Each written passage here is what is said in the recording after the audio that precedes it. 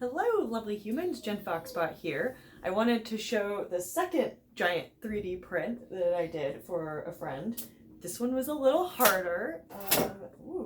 It needed a lot of babysitting, and it kept spaghettiing because the look, there's spaghetti inside, but it's blue, and don't eat it because it's plastic.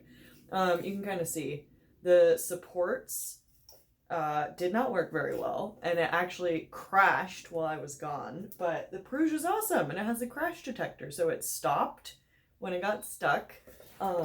This was the thing that broke off. Ooh, whoopsies. And it got stuck between the motor, but the Prusa stopped, totally fine. So I cleaned it up, and then I just resumed the print. And then I babysat it after that, so I was like clearing out all the spaghetti. My trash can